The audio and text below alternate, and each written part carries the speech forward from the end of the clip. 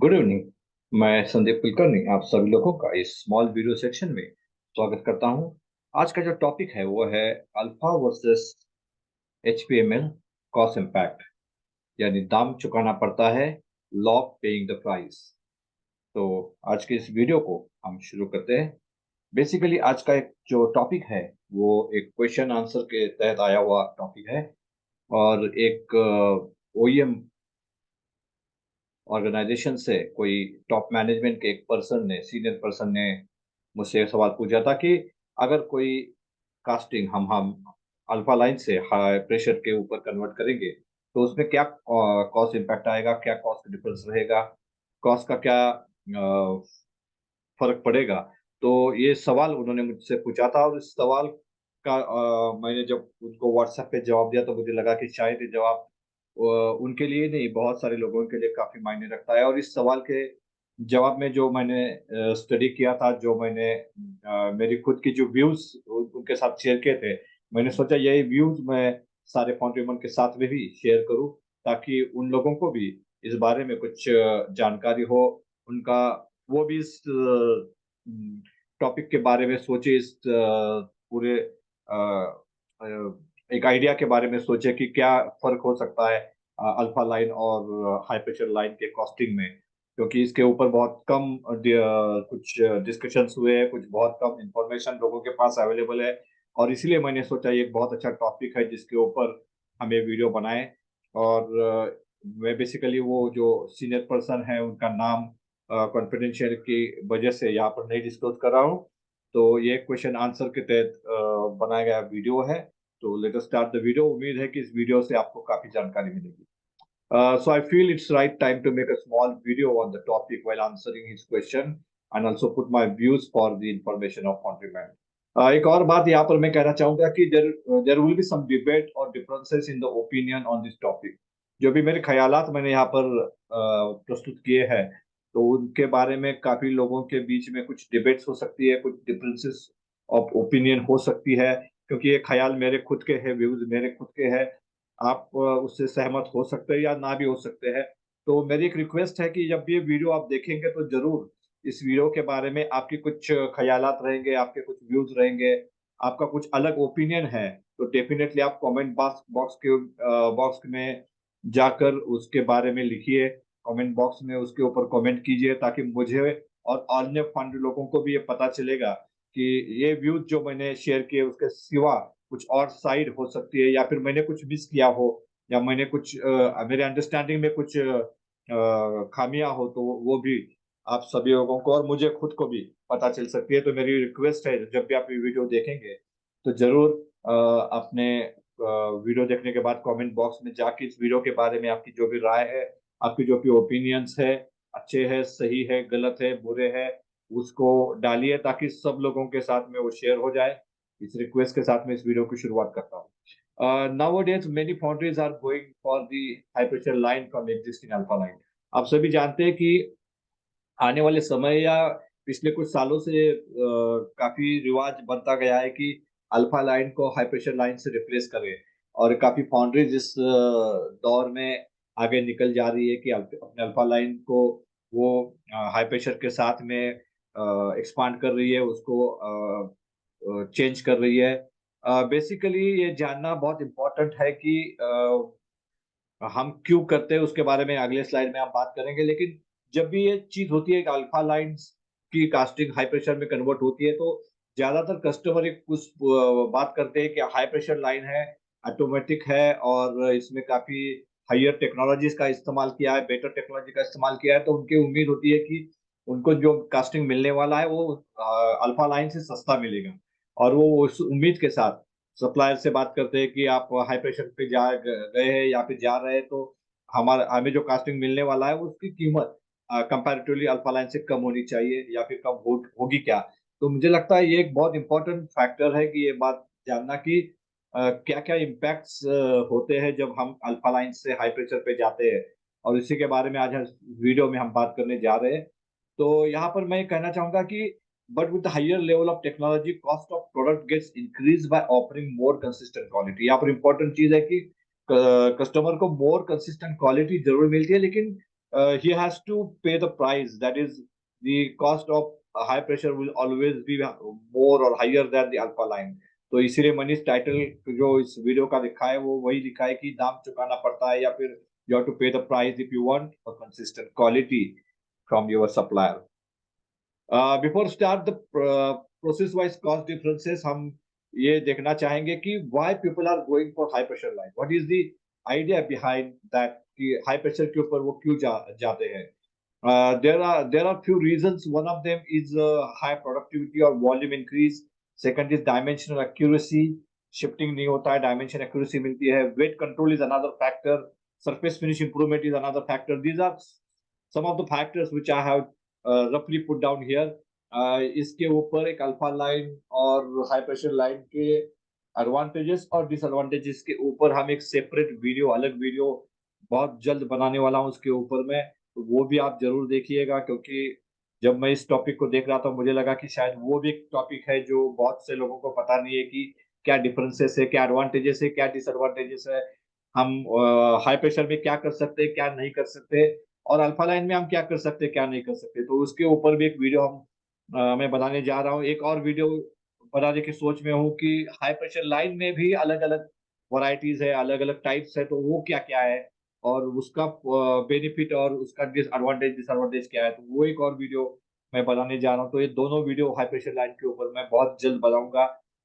ज़रूर आप देखिए उसे भी, ताकि आपको ये पता चले। तो यहाँ पर हम बात करने जा रहे हैं कि हाई प्रेशर में क्यों जाते हैं। तो जैसे मैंने बताया, higher productivity, dimension accuracy, weight control, surface finish, ये सारी चीज़ें आपको हाई प्रेशर में मिलती है, जो अल्फा लाइन में बहुत कम मिलती है। अल्फा लाइन में कुछ लिमिटेशंस है इसके बारे में। So that is why the people are going towards the high pressure line. So what will be the cost impact when we shift from alpha line to high pressure line? तो अभी हम बात करने जा रहे हैं कि इम्पैक्ट क्या होने वाला है। तो हम एक-एक एरिया देखेंगे, एक-एक प्रोसेस देखेंगे और उसके ऊपर हम कॉस्ट इम्पैक्ट को देखेंगे और कॉस्ट इम्पैक्ट के ऊपर हम डिस्कशन करेंगे कि क्या अल्फा लाइन और हाई प्रेशर में डिफरेंसेस है और किस तरह से उसका कॉस्ट इम्पैक्ट उस पर्टिकुलर एरिया में होता है, उसके ऊपर हम बात करेंगे। So let us start with the first one is melting cost. तो मेल्टिंग कॉस्ट में बेसिकली डिफरेंस ये है कि हाई प्रेशर और अल्फा लाइन में कोई खास कॉस्ट इम्पैक्ट नहीं होता है, डिफरेंस नहीं होता है, because melting is almost same, कोई फर्क नहीं पड़ता है। थोड़ा सा ये फायदा होता है मेल्टिंग सेक्शन में कि आपकी प्रोडक्टिविटी जो मोल्ड्स पर आवर है वो ज्यादा होने के बाद आपका मेल्टिंग रुकता नहीं है, वो कंटिन्यूस चला रहता है।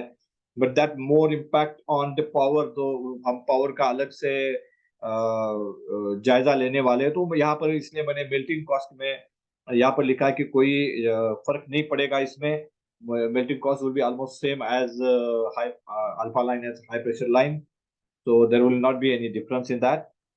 Then we go to power cost. The second one is the power cost. There will be some impact, definitely. There will be impact on power cost, क्योंकि जैसे कि अल्फा लाइन में हम बात करते हैं कि 1 टन या 1.5 टन पर आवर निकालते हैं, जबकि अगर हाई प्रेशर में जाते हैं तो 3 ton, 4 ton, 5 ton per hour की बात होती है। आपको 80 से लेके 150 और या 200 मोल्स पर आवर से आपको सामने से मोल्ड्स आते रहते हैं। तो you have continuous moulds available for your pouring, so furnace doesn't get cold, वो हमेशा गर्म रहती है, रेड हॉट रहती है, लैडल रेड हॉट रहते हैं। तो जो प्रोडक्टिविटी है मेल्टिंग की वो काफी अच्छी, उसका काफी अच्छा इस्तेमाल होता है, और उसी के कारण जो आपकी पावर कॉस्ट है वो डेफिनेटली 2 से 5% कम हो जाती है definitely. Other power on the other side gate increase, क्योंकि आपका ऑटोमेशन है। और जब हम अल्फा लाइन में जाते हैं तो उतनी पावर नहीं लगती है, लेकिन हाई प्रेशर में जब जाते हैं तो हम ग्रीन फाउंड्री की बात करते हैं, काफी सारे डस्ट कलेक्टर्स रहते हैं, मशीन रहते हैं, ऑटोमेटेड लाइन रहती है, और इन सारी चीजों के लिए अलग से आपको अदर अदर पावर जो है वो काफी बढ़ जाती है। I think it is more और less 10 to 15% more than the alpha line. तो ये 10 से 15% बढ़ जाती है, लेकिन वही आपकी जो मेल्टिंग पावर है वो 2 से 5% कम हो जाती है। तो वी कैन से साथ ही में कुछ इल्ड का इम्पैक्ट भी होता है। इल्ड में आप नॉर्मली 2 to 5% सेव करते हैं जब हाई प्रेशर लाइन आती है। One of the reason is कि आपके पास कॉम्पैक्टनेस होता है मोल्डिंग में। आपको काफ़ी बेसिकली मोल्डिंग अच्छा हाई प्रेशर होने के वजह से जो मोल्ड हार्डनेस है, राइमिंग है, बढ़िया होता है। मोल्ड हार्डनेस बेहतर होने की वजह से कोई स्वेलिंग नहीं होता है। तो जो राइज़र्स आप प्रोवाइड करते हैं, तो वो भी थोड़े कम आप कर सकते हैं because there are less chances कि आप क्योंकि कोई स्वेलिंग नहीं होगा तो definitely the metal feeding required will be you can optimise that metal feeding तो वो इनका इम्पैक्ट हो जाता है थोड़ा-सा। तो ये सारा ध्यान में रखते हुए 2 टू 5% रिडक्शन जो डेफिनिटली आपको यील्ड इंप्रूवमेंट में मिल जाता है। तो अगर हम मोटा-मोटी देखेंगे तो पावर कॉस्ट में अप्रॉक्सिमेटली 5 टू 10% इंक्रीज़ रहेगा because of other power, because of automation, because of greenfield project और इन सारी चीज़ों की वजह से approximately 5 to 10% rise will be always there in power cost when you are shifting from alpha line to high pressure line. Moulding cost there will be no direct impact on moulding cost जैसे कि मैंने बताया कि melting cost की तरफ moulding cost में भी कोई ज़्यादा डायरेक्ट इम्पैक्ट नहीं होगा। यहाँ पर मैं मोल्डिंग कॉस्ट में बेसिकली बेंटोनाइट, कोलबॉन की बात कर रहा हूँ। यहाँ पर ये थोड़ा-सा इम्पैक्ट ज़रूर होगा क्योंकि आपकी स्ट्रेंथ जहाँ पर ज़्यादा लगेगी। लेकिन ये भी फैक्टर आपको ध्यान में रखना है कि आपकी जो लाइन है वो ऑटोमेटेड है, काफ़ी कंट्रोल्स उसमें है, तो उसके वजह से जो आपका मॉइस्चर कंटेंट है या फिर आपके रिटर्न सैंड का मॉइस्चर कंटेंट है या फिर आपके जो इक्विपमेंट्स है वो भी काफ़ी अच्छे क्वालिटी के होंगे। तो उसके वजह से शायद आपको वो बेंटोनाइट और कोलबॉन की ज़्यादा तादाद नहीं लगेगी, जो भी आपकी जो एक्सपेक्टेड ग्रिड स्ट्रेंथ है या फिर आपकी जो एक्सपेक्टेड सैंड क्वालिटी है वो मिल जाएगी। यहाँ पर इम्पैक्ट होगा वो मैन पावर का होगा, जिसके बारे में हम अलग से बात करने जा रहे हैं। लेकिन फिर भी अगर मोटा-मोटी आप देखेंगे तो मोल्डिंग कॉस्ट में शायद बेंटोनाइट कोलबॉन की वजह से थोड़ा-सा इम्पैक्ट होगा, लेकिन it should be very minor कोई बहुत ज़्यादा इम्पैक्ट उससे नहीं होगा, इसलिए I have not considered that as a impact. हाँ, डेफिनिटली मैन पावर में काफ़ी कॉस्ट सेविंग होगी यहाँ पर that will be seeing in the man power cost जो अलग से हम उसका एक रिव्यू लेंगे, उसमें हम इसके बारे में बात करेंगे। Then we to go to core cost. Core cost there will not be any direct impact on core cost as well. यहाँ पर गलती से मोल्डिंग कॉस्ट लिखा हुआ है, लेकिन you consider it as a core cost. तो core cost will also same as alpha line to high pressure line. There will not be any change in that. So next one will be short blasting and fettling cost. So short blasting and fettling cost, there will be some reduction in short blasting and fettling cost directly when the part is shifted from alpha line to high pressure line. Basically, short blasting and fettling cost reduced because of surface finish, because of the good rhyming that your high pressure line offers you. So due to more and consistent pressure in the molding, the casting getting will be better surface finish and will reduce the short blasting time as well as fettling time to some extent, which will definitely reduce your cost to 3 to 5% reduction in the post pouring cost. Basically, short blasting and fettling around 3 to 5% will get reduced. So you can say short blasting and fettling will save around 3 to 5% of your cost. Also one more thing you have to understand, एक और चीज यहाँ पर ध्यान में रखनी होगी कि इन सारी एक्टिविटीज के वजह से ना सिर्फ आप कॉस्ट को कम करेंगे यहाँ पर, but you are also expedite the dispatches. Your inventory and WIP will be always on lower side because of good surface finish, less fettling, less short blasting. तो यहाँ पर कास्टिंग फास्ट आपकी कंपनी से बाहर मूव होगा, dispatch हो जाएगा, cell हो जाएगा. So that will be another additional advantage in a high pressure line. Then we go to rejection cost. Rejection cost definitely because of high pressure line offers you good bowl hardness, good rhyming, consistency in the dimension. That will definitely reduce your chances of internal shrinkage, porous mold. Also, sand inclusion gets reduced, and better control in process will definitely reduce your rejection by 1 to 2% approximately, and it will have a direct impact on cost of poor quality by 1 to 2% straight away.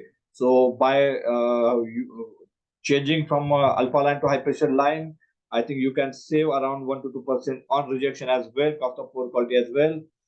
Then we go to manpower cost, which is a very important factor in the whole scenario, because the manpower cost, as I told you earlier, in the molding, you have required around 18 to 22 manpower for the molding and on alpha line, whereas you can manage the show with 3 to 4% or 2 to 3% on high pressure line. So that's a huge reduction, huge saving you have in the high pressure line. But at the same time, you have to see that the manpower required on high pressure line, especially the maintenance or molding, even on molding machine, or you go to auto power or something like that. So the skill of the manpower is little bit higher on high pressure line. Normally we say that manual skill is required, and when you go for automation, and the skill required will be less. But one thing we have to remember, that definitely yes, whatever skill required on alpha line is definitely get reduced on the high pressure line. But at the same time, some other skills, so you don't need a skill of molding or molding operator or building, making a mold or like that. But you need a skill to run the machine. You need a skill to uh, keep that machine in a proper state, so that the maintenance free machine can be used for a better productivity, or we can say maintenance free, hassle free, or maintenance free productivity. So the skills required on high pressure are different than the alpha line, but the skill requirement is always there. So manpower cost, yes, there is a huge substantial reduction in the molding line. Definitely, it will save around 1 to 2% in high pressure line because of manpower. But at the same time, you have to have a good maintenance team. That we are taking that cost factor in a separate slide here. The maintenance team is required with a better skill. Number of maintenance people are also required more, because of more automation, more areas of focus is required. Also, spare cost is a little bit higher on high pressure line as compared to alpha line. So all these things definitely will be important. ये सारी चीजें बहुत important रहेगी. जैसे मैं बता रहा था कि maintenance cost definitely high pressure line पे बढ़ेगी as compared to alpha line, because any machine, कोई मशीन अगर बंद रहता है तो डेफिनेटली होल्स द होल और एंटायर प्रोडक्शन. अल्फा लाइन में वैसा होता नहीं. आपके पास सम स्टॉक होता है बॉक्स का, आपके पास 2 या 3 अलग अलग लाइन है पूरी के लिए. तो अगर आपका मोल्डिंग बंद है तो आपके पास 1 या 2 हिट का लोड रह सकता है, या फिर you have some flexibility in other areas as well. Knockout में है, या फिर कुछ कई जगह पे मैनुअल अगर आपके बॉक्स हैंडलिंग सिस्टम है तो वहां पर you have some flexibility in the alpha line. But in high pressure, you do not have a flexibility in that way. You are, everything is in loop, so anything stops, it will directly affect your productivity. So you have to be very precise on your maintenance, very much serious on your maintenance. So maintenance cost, maintenance time, maintenance skills, spare cost, spare skill, ये सारी चीजें यहाँ पर matter करती है. And that is why the because of high automation, spare cost and cost of maintenance will always be on higher side in high pressure line. और उससे 10 से 15% definitely आपकी maintenance cost बढ़ेगी with as compared to alpha line. Next one is overhead cost. This is another very important factor when we shift from alpha line to high pressure line. High pressure line require huge investment, and thus lot of burden of loan. काफी ज़्यादा investment रहेगी. Maybe almost you can have double investment for any high pressure line as compared to alpha line. तो ये investment जब दुगनी हो जाएगी तो definitely loan, उसका interest, उसके उसका प्रीमियम, ये सारी चीजें, इन्वेस्टमेंट कॉस्ट, ये सारी चीजें जो है वो बढ़ती जाएंगी. और I think it definitely have direct impact of 20 to 25% in the cost in high pressure line as per overhead cost. तो ओवरहेड कॉस्ट लगभग 20 से 25% आपकी बढ़ेगी, डेफिनेटली बढ़ेगी हाई प्रेशर लाइन में जब आप जाएंगे. तो but on the other side when you go for high pressure line, एक और चीज होती है कि आपके वॉल्यूम्स बढ़ जाते हैं, आपकी प्रोडक्टिविटी बढ़ जाती है उसी लोगों में या फिर उसी मैन पावर में, उसी जगह में, उसी फैक्ट्री में जहां पर आप 800 टन बनाते थे, आप you can able to produce around 1200 ton, 1400 ton, 1500 ton. So definitely that will reduce or dilute your overheads to some extent. तो उससे मेरे ख्याल में 10 से 15% ये ओवरहेड्स आपको डाइल्यूट करेगी. तो अगर हम दोनों का कैलकुलेशन करेंगे तो शायद ये ओवरहेड्स की जो कॉस्ट है वो नेटली 10% तक आपकी बढ़ेगी जब हाई प्रेशर के ऊपर आप जाएंगे, क्योंकि 20 to 20% आपकी ये इंक्रीज होगी because of the higher investment, लेकिन 10 से 15% ये डाइल्यूट भी करेगी बिकॉज ऑफ हायर प्रोडक्टिविटी.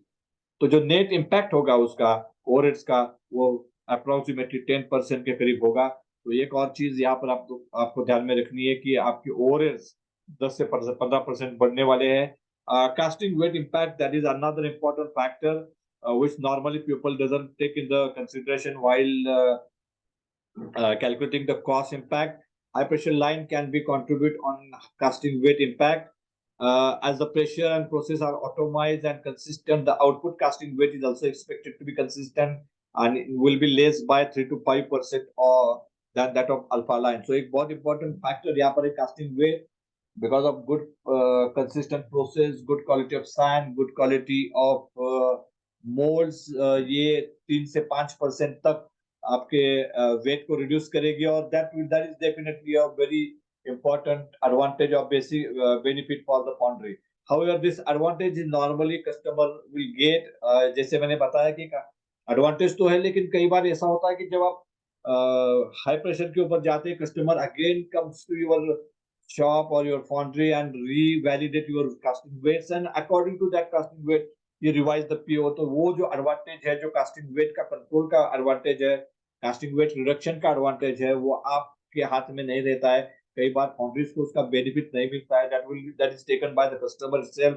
तो ये एक इम्पोर्टेंट फैक्टर है, इसे आपको ध्यान में रखना है कि वो फैक्टर आपके हक में रहेगा, इसकी कोई गारंटी नहीं है, क्योंकि जब भी आप हाई प्रेशर के ऊपर जाएंगे, customer definitely will come and recross or cross check your weights and he will revise the PO accordingly. तो वो एडवांटेज शायद वो फाउंड्री के पास में नहीं रहेगा. That will go to customer. तो casting weight advantage is mostly missed by the foundry in the case of high pressure line. तो एक बहुत इंपॉर्टेंट फैक्टर ये आपको ध्यान में रखना होगा. Next one is reduction in machining allowances. That is very important factor again, कि आप डायमेंशन एक्यूरेसी के वजह से जो स्वेलिंग है वो कम होने के वजह से you can have less machining allowances on your castings. तो high pressure line contributes on the casting weight impact. तो इससे कास्टिंग का वेट कम हो जाएगा, मशीनिंग अलाउंस कम होने के वजह से वो एक एडिशनल एडवांटेज मिलता है आपको. लेकिन कई बार again the same thing happen. Customer will, अगर कस्टमर के हाथ में है तो customer will take away that advantage from the foundry. तो ये और एक इम्पोर्टेंट फैक्टर है जो आपको ध्यान में रखना है कि ये एडवांटेज जो 2 to 3% अप्रोक्सीमेटली है, वो शायद आपके हक में रहेगा या नहीं रहेगा. It is not in your hand, it is more in customer के हाथ में रहेगा, कस्टमर के फेवर में रहेगा. तो you have to understand that as well.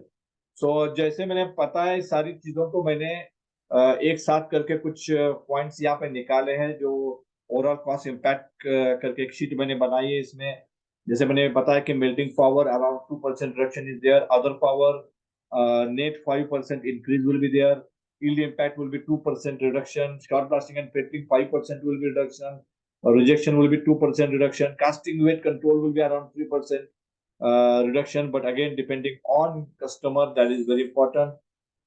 जैसे मैंने पहले बताया कि melting power depending on your capacity use.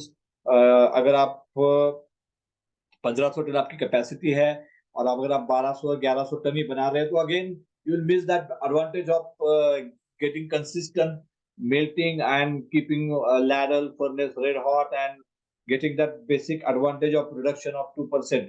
क्योंकि उसमें आप स्लो करेंगे, फर्नेस को होल्ड रखेंगे, या फिर वो जो स्पीड है जिसमें हम उम्मीद कर रहे थे कि 100% कैपेसिटी यूटिलाइजेशन या 95% कैपेसिटी यूटिलाइजेशन, वो नहीं मिलेगा अगर आप कुछ 70 या 65% कैपेसिटी यूटिलाइजेशन के ऊपर काम करते हो तो ये एक फैक्टर है जो आपको ध्यान में रखना होगा। तो आपकी capacity utilisation will should is a very important factor here. Maintenance cost जैसे मैंने बताया, it will be around 10% rise straight away.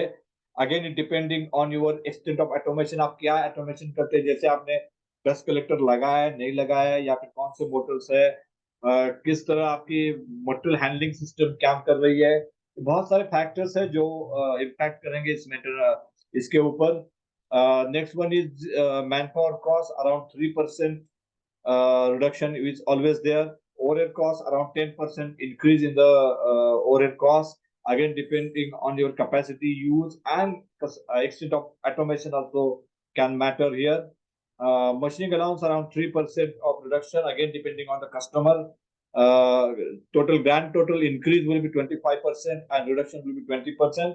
So net increase will be around 5%. तो अगर हम इस हाई प्रेशर लाइन पे जो ऊपर जाते हैं तो डेफिनेटली योर कास्टिंग जो आज आप अल्फा लाइन पे 100 रुपीज में बेच रहे हो, that will go to 105 rupees. तो almost 5 to 10% approximate increase will be there in case of when you shift from high pressure to alpha line to high pressure. तो ये एक मोटा मोटी कैलकुलेशन मैंने यहाँ पर बनाया है। Again I am saying the same thing, these are the my views. ये मेरे व्यूज है, ये मैंने जो भी देखा है, जो भी आज तक मैंने कॉस्टिंग के बारे में समझा है, उन सारी चीजों को एक साथ जोड़ के मैंने ये शीट बनाई है। ये सारे व्यूज मैंने शेयर किए हुए हैं।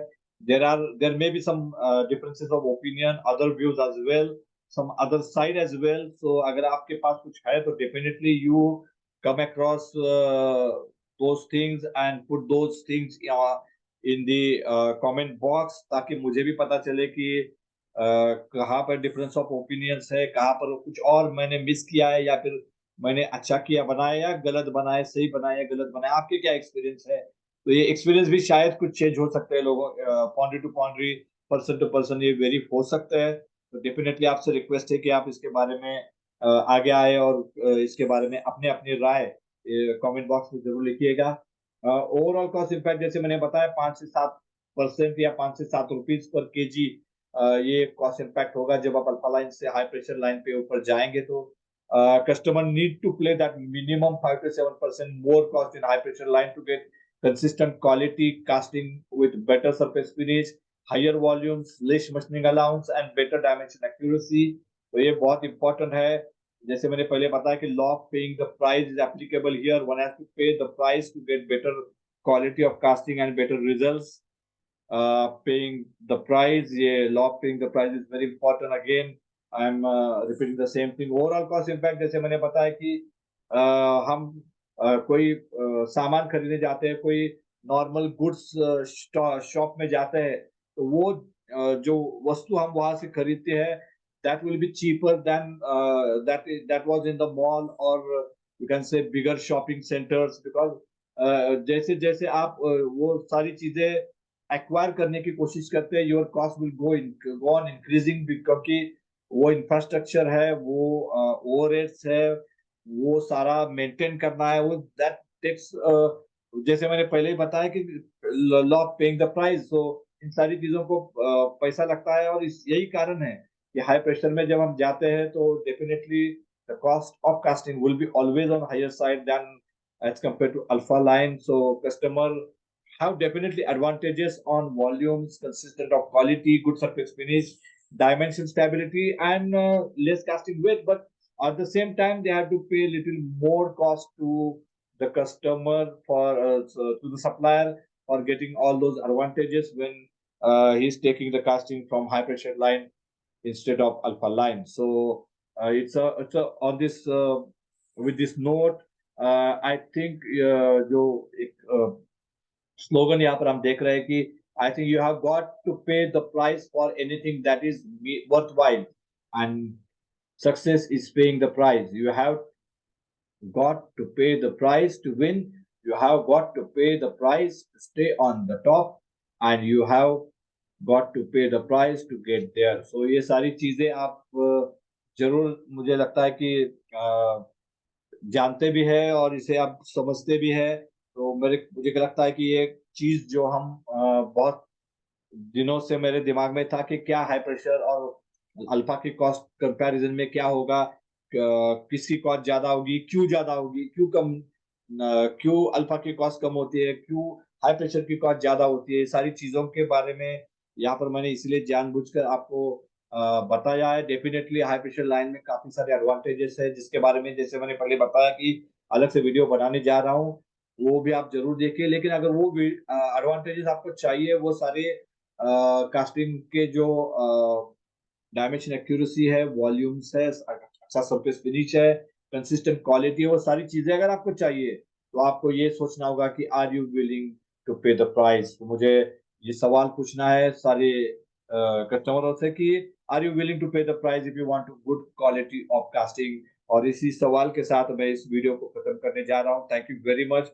उम्मीद है कि इस वीडियो ने आपको काफी कुछ सोचने के ऊपर मजबूर किया होगा, और उम्मीद है कि आप इस वीडियो के बारे में जरूर जो कमेंट बॉक्स में उसमें लिखेंगे, अपनी अपनी राय देंगे, कुछ सुझाव है तो देंगे, कुछ आपके अलग व्यूज है तो वो भी जरूर शेयर कीजिएगा।